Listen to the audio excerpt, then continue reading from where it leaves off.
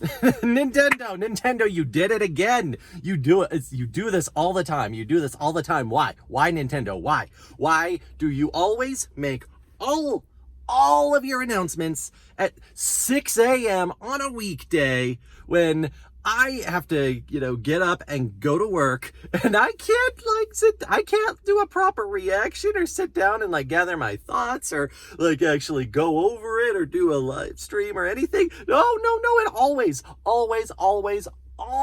has to be at 6 a.m. on a weekday.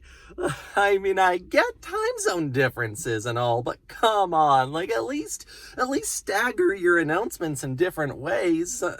That would you have a worldwide audience, worldwide. Make things just a little bit convenient for other people sometimes, please. Okay, that's enough complaining from me. So here I am in the parking lot of my work, just sitting in my car. It's way darker than normal for some reason, even though, but we got the Nintendo Switch 2 is real. The One Piece is real. That's what it feels like. Good. So many rumors, so many leaks just kept going on and on and on and on and on. It was to the point, a lot of it was very solid. Some of it was a bit questionable, but all of it was how believable is this at the end of the day? And then so many people were saying, reveal on Thursday, reveal on Thursday, reveal on Thursday. And, but there was never anything official saying hey, we're going to reveal something on Thursday, or hey, watch out for Thursday. No, nothing like that ever. So it was how seriously should we take all of this? But hey, now we know. Nintendo Switch 2. Big, more details coming on April 25th. Okay. So first off, that's a fun little, 2-minute trailer for the Switch 2. That was pretty cool. I like how they did that. The overall design, almost identical, bit bigger it seems like. Things that I really appreciate is that it now has an actual stand. That I think was a huge oversight on the original Switch. That's fantastic. I will certainly be making a good use of that, especially if you carry it around to go parties or something like that. That's just really cool. Then the way that the Joy-Cons clip in with actual chip docks on the sides instead of sliding down and where it feels like they're barely being held together. The way that the current design is, those Joy-Cons feel like they're gonna pop out at any moment. It really wears down really easily, so then it does end up sliding out real easy. Honestly, I've had to replace more Joy-Cons for that reason than for drift.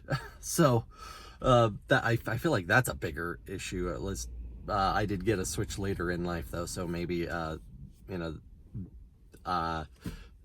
drift issue was much worse before. Not that I haven't experienced drift at all, but I'm saying that's the bigger issue with me, is the Joy-Cons just not clipping in and staying.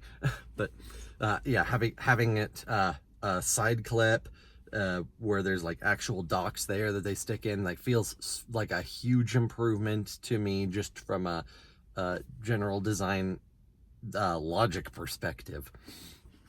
I'm very happy that they announced it's backwards compatible with physical and digital Switch 1 games.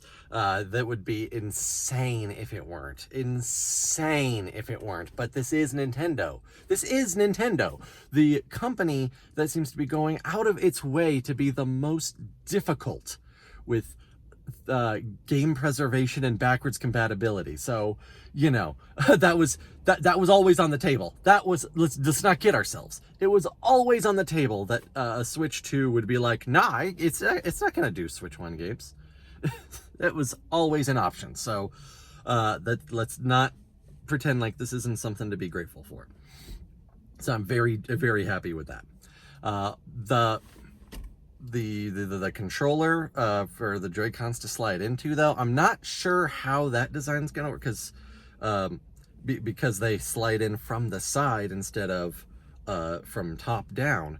If you look at it, the where your palms rest, instead of curving up to make a smooth ergonomic feeling like the current one, it's just kind of like a flat space because it has to slide over it from the side. I'm not sure how comfortable that'll be.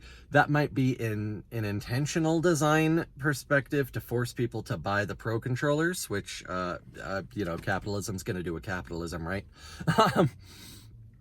If it's not comfortable in your hand, then, get the Pro controller. Someone like me who has to be more economical with things, like, I can't afford to go get a Pro controller all the time, so I gotta be very, very careful about what I choose my money to spend on. So I'll just deal with it like I've been dealing with the ones now. But overall, I think that was a fun little presentation. There's not a whole lot to say other than, like, hey, finally we can stop getting freaked out over every single little breadcrumb and leak that gets dropped, right? The One Piece is real. Thank you, Whitebeard. Thank you, Dr. Vegapunk. Oh my, oh me, oh my. I was super excited for April to see more information on Switch 2. Hope that it comes at a relatively economic price like the first Switch did, and that's all I really have to say. I'm excited. Let me know how excited you are. Let me know your thoughts below in the comments. Tell me all about it. And hey, I will see you in the next one. And the Switch 2 is here. Wow. Okay. I think we can all agree that most Nintendo announcements, but now that we're finally getting Switch 2 after years of speculation, I think we all agree that deserves itself a great big hell yeah.